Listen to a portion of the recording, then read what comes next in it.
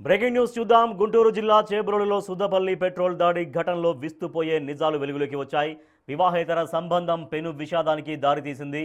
మల్లేష్ అనే వ్యక్తి తనను వేధిస్తున్నాడు అనే కోపంతో దుర్గా అనే మహిళ అతని ఇంటికి వెళ్లి పెట్రోల్ పోసి నిప్పంటించింది. ఈ ప్రమాదంలో మల్లేష్ భార్య అర్చన, తల్లి, పిల్లలు సహా 10 మందికి తీవ్ర గాయాలయ్యాయి. అనంతరం దుర్గా తనపై కూడా పెట్రోల్ పోసుకొని నిప్పంటించుకుంది. దీంతో ఆమె పరిస్థితి విషమంగా ఉంది.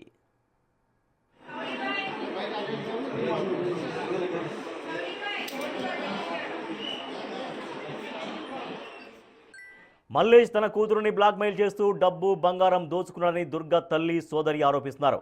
మల్లేష్కు పెళ్లై పిల్లలున్నప్పటికీ దుర్గని తీవ్రంగా వేధించేవాడని తెలిపింది. తనను ప్రేమించకపోతే చంపేస్తానని దుర్గని బెదిరించేవాడని చెబుతోంది. దుర్గ దగ్గర బంగారము, డబ్బు అంతా కాజేశాడంటోంది దుర్గ తల్లి.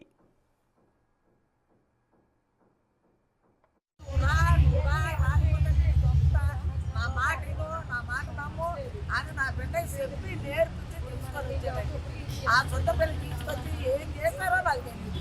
ఆడు వాళ్ళ వాళ్ళు వాళ్ళందరూ ఏకమై నా కూతురు పెట్రోల్ పోయి చంపేశారు. హాస్పిటల్ అయితే బతకదని చెప్తున్నారు. చంపేశారయ్యా, బతకదని చెప్తున్నారు. నేను కొత్తవాడ గంగ. నేను ఇప్పుడు సావు బతుకుల్లో ఉన్న అంజలి వాళ్ళ అన్నాను. ఆ అమ్మాయి 6-7 టయానికి తెనాలి పాపను ట్యూషన్కి దిగబెట్టడానికి మా చెల్లి ఫస్ట్ స్కూల్ దగ్గరికి వెళ్ళిందండి. వెళ్ళి పాపను దిగబెట్టి బాబుని వస్తా ఉంటుంటే ఆల్రెడీ ఫోన్లు చేసి మాకు, నేను నీ ఇంటికి వస్తున్నా, నీ సంపుతా, నీ స్కూటీ తగలబెడతా, పెట్రోల్ వేసి కాల్ చేస్తా అని ఆల్రెడీ వారింటికి వార్నింగ్ ఇచ్చాడండి ఆ అబ్బాయి. వార్నింగ్ ఇస్తే మేము సరేలే, ఏదన్నా ఉంటే కంప్లైంట్ ఇవ్వమ్మా, వెళ్ళి పోలీస్ స్టేషన్కి, ఏదన్నా ఉంటే వాళ్ళు చూసుకుంటారు, అవసరం లేదని చెప్పాను. నేను చెబితే చెల్లి ట్యూషన్ బాబుని దిగబెట్టడానికి వెళ్ళి ఆ పరిణామాలు కేసు పెడదామని వెళ్తుంటే దారిలో ఆఫ్ చేసి ఆ అమ్మాయిని కొట్టాడు. ఆ అబ్బాయి కొడతా ఏడ్చుకుంటే పోలీస్ స్టేషన్కి పరిగెట్టుకుని వెళ్ళింది సార్. తెనాలి పోలీస్ స్టేషన్కి వెళ్తే ఎస్ఐ గారు లేరు, ఎవరు లేరు, పక్కకి వెళ్ళి కూర్చోమ్మా అంటే వాడు మళ్ళీ వెనక్కి వచ్చి ఆ అమ్మాయిని పచ్చి బూతులు తిట్టి మళ్ళీ పోలీస్ స్టేషన్ నుంచి మళ్ళీ బయటకు వెళ్ళిపోయాడంట. స్కూటీ, తాళాలు, ఫోన్ తీసుకుని ఈ అమ్మాయి ప్రాణభయంతో స్టేషన్కి వచ్చింది. అక్క ఇక్కడ ఎవరు పట్టించుకోవట్లేదక్క, నన్ను స్టేషన్లోని ఎవరో రిపోర్ట్ రాసుకుంటలేదక్క, ఏం చేయమంటావని నాకు కాల్ చేసింది మా చెల్లి. చేస్తే నేను అన్నాను, అమ్మ కంప్లైంట్ రాసుకుని అక్కడే కూర్చో, భయపడకు, నేను వస్తాను, నేను ఒక్కదాన్నే ఉన్నాను, ఇంట్లో ఎవరు లేరమ్మా అనేసి నేను చెబితే తను ఏం చేసిందంటే స్కూటీ దగ్గరికి వెళ్తున్నాడు అక్క, నాకు కొత్త స్కూటీ అక్క, ఏం చేస్తున్నాడు అని ఏడ్చుకుంటే బయటికి వెళ్ళింది. బయటికి వెళ్తే స్కూటీ బద్దలు చేసి పెట్రోల్ క్యాన్ ఒకటి చేతితో పట్టుకొని ఈ స్కూటీ కాల్చేస్తాను అది ఇదంటే ఈ అమ్మాయి వాళ్ళ బదులకి అక్కడి నుంచి వెళ్ళిపోయాడంటండి. అప్పటికి ఫోన్ ఎత్తింది. ఫోన్ ఎత్తి అక్క ఇలా వచ్చారు, బండి అంతా చెదగొట్టాడని చెప్పింది. చెప్తే నువ్వు అమ్మ అక్కడ ఉండొద్దు, నిన్ను కూడా ఏదో ఒకటి చేస్తారు, నువ్వు స్టేషన్కి వచ్చేసి అమ్మ నేను వస్తామని చెప్పినప్పుడు ఆ అమ్మాయి రాకుండా ఏం చేసింది, ఫోన్లో మాట్లాడి ఫోన్ కట్ చేసేసింది. ఆ పెట్రోల్ పోసేసి ఇది కాల్ చేస్తానన్నాడు, ఈ పిల్ల ఫోన్ కట్ చేసేసింది. ఏం జరిగిందో ఏమైందో నాకు తెలియదండి. ఇంకా అక్కడ వరకు ఫోన్ ఏమో స్విచ్ ఆఫ్ వచ్చింది. నేను 100 సార్లు ఫోన్ చేస్తున్నా, అమ్మ ఏం జరిగింది అని అడుగుంటే మధ్యలో ఒకసారి ఎత్తింది. మధ్యలో ఒకసారి వచ్చి నేను ఇంటికి వచ్చా, ఇక పెళ్ళం పిల్లలు వీళ్ళందరూ ఇక్కడే ఉన్నారు, నన్ను ఇంటికి తీసుకొచ్చాడని ఒక్కసారి మామూలుగా ఇంటికి వచ్చానని ఆ వాయిస్ వినపడింది. ఇంకా ఫోన్ కట్ అయిపోయింది, స్విచ్ ఆఫ్ అయిపోయింది. మామూలుగా స్విచ్ ఆఫ్ అయిపోగానే ఇంక మా అమ్మని పిలిస్తే నేను కంగారుగా ఏడుస్తూ మా వాళ్ళందరికీ ఫోన్ చేసి చెప్తున్నా. నేను అమ్మ ఇలా జరిగిందంటే సుద్దపిల్లి వెళ్ళిందంటే అమ్మాయి అక్కడ రమ్మన్నాడంటే మరి తీసుకొని వెళ్ళాడో ఏం జరిగిందో మాకైతే విషయం తెలియదండి. మామూలుగా అక్కడికి వెళ్ళిన తర్వాత వాళ్ళందరూ షేప్గా ఉన్నారు. మొత్తం పిల్ల సాగు బతికలేకపోయి 90% ఉంది. ఏ టైంలో ఏం జరిగిద్దో తెలియదమ్మా, మీ పిల్లకి గుండెపోటు రావచ్చు, ఏదైనా రావచ్చు, చచ్చిపోయే పరిస్థితిలో ఉంది, మేమైతే చెప్పలేము, ఏ టైంలో చనిపోద్దో తెలియదు అని మా అమ్మాయి ఉంది. స్కూటీ కూడా సుద్దపిల్లిలో ఉన్నదంటండి. మామూలుగా వీళ్ళిద్దరూ వెళ్ళారు, కలిసి వెళ్ళారు. అక్కడికి వెళ్ళి మొత్తానికి ఏదో జరిగింది. మొత్తానికి అక్కడ వాళ్ళందరూ ఏకమయ్యి ఆ పిల్ల కొంత వాళ్ళకి చిన్న దెబ్బలు తగిలినాయి. మా చెల్లి మొత్తం కాలిపోయి సాగు బతుకులు ఎందుకు అయిపోయింది. ఆల్రెడీ కక్ష ఉంది ఆ అమ్మాయి మీద. ఎందుకంటే ఈ అబ్బాయిని ప్రేమించిందండి, భర్తను వదిలేసింది. ఆ అబ్బాయి కోసం 8 సంవత్సరాలు ఆ అబ్బాయితో సంసారం చేసింది, కలిసిమెలిసి ఉన్నారు. వాళ్ళ ఇంట్లో వాళ్ళందరికీ తెలుసు. మేము చాలాసార్లు వాళ్ళ అక్క కూడా చెప్తాం, అమ్మ మా పిల్ల చోళ్ళకి రావద్దు, కళ్ళంపెట్లు ఉన్నారు, మా ఊసి తేవద్దు, వదిలేసాయని ఎన్నోసార్లు చెప్పామండి. వాళ్ళు అసలు భయం చెప్పలేదు. ఊరు మీద వదిలేశారు ఆ అబ్బాయిని. ఎక్కడ పడితే అక్కడ దొంగతనాలు, ఎక్కడ పడితే అక్కడ హత్యలు అన్నీ చేసుకుంటూ తిరుగుతాడు. ఎక్కడ పడితే అక్కడ ఇవన్నీ మాకు కూడా వార్నింగ్లు ఇస్తాడు. ఎవడేం పీగుతాడు, ఏం చేస్తారు, దాన్ని బతకనివ్వను, నాతోనే ఉండాలా, ఉంటే నాతోనే ఉండాలా, లేదా దాన్ని చంపేస్తానని ఇలాగ ఎన్నోసార్లు వార్నింగ్లు ఇచ్చాడండి. కేసులు కూడా పెట్టాం, పీకి కూడా కోసేసాడు.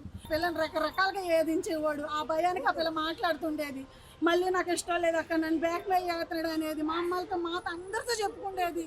మేము ఏమీ చేయలేని నిర్జస్థితిలో ఉన్నట్టు వాళ్ళ వెనకత్తలు మాకు తోడు లేదు, మాకు బలం లేదు, పొలిటికల్ రోజు లేదు, పెద్దోళ్ళు లేరు, వెనకత్తలు కమిషన్ మా భర్తలు కూడా మాకు లేదు. మేము ఎత్తున నేడలేనంటే వాళ్ళు మాకు ఆడపిల్లలను చూసి మొత్తం మేము 6 ఆడపిల్లలు అండి. అలాంటి పిల్లని ఈరోజు అన్యాయంగా చంపేశారు. ఈ పిల్లడికి ఇప్పుడు పరిస్థితి ఏంటి? వాడి కన్న తండ్రి దగ్గర నుంచి దూరం చేశాడు, భర్త దగ్గర నుంచి దూరం చేశాడు. ఈరోజు ఆ బిడ్డను కూడా నేను మీ దగ్గర ఉండనేమని అంటున్నాడు. ఇప్పుడు ఏంటి? ఇప్పుడు ఈ బిడ్డ పరిస్థితి ఏంటి? బిడ్డ ఎలా బ్రతకాలి, ఎలా చూడాలి, ఏం చేయాలి? ఇప్పుడు అన్నమాట డాక్టర్లు అమ్మ చచ్చిపోతుంది, బతకదు, మేమేం చేయలేము అంటున్నారు. మొత్తం వాళ్ళకి బలం అంతా ఉంది. వాళ్ళకు అనుకూలంగా వాళ్ళు మాట్లాడుతున్నారు.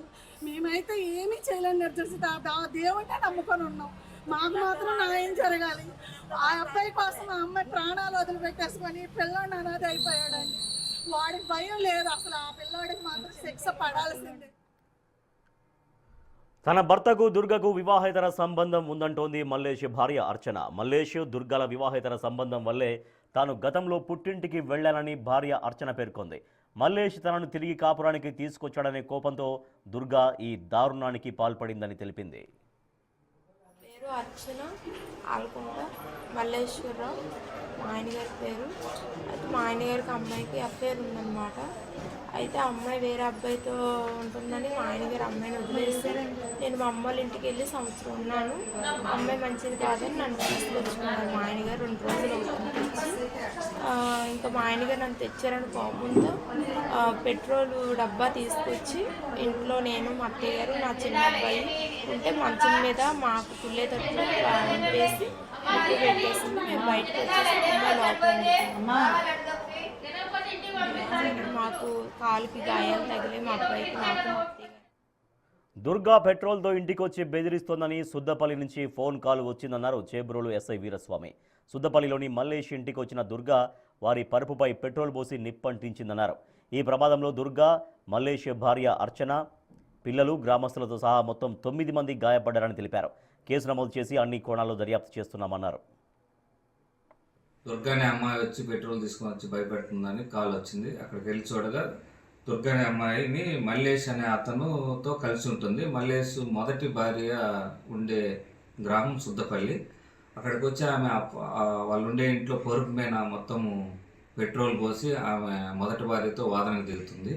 ఈ గ్రామంలో గ్రామస్తులు కూడా ఒక 7-8 మంది వచ్చి సర్ది చెప్పడానికి ప్రయత్నించారు. ఈ క్రమంలో ఆమె లైటర్ తోటి ఆ పరుపు మీద నిప్పంటించడం వల్ల దుర్గాకి, ఆ మల్లేష్ అనే మొదటి భార్యకి, వాళ్ళ పిల్లవాడికి, గ్రామస్తులకు కూడా ఒక 6 మందికి, మొత్తం 9 మందికి గాయాలైనవి.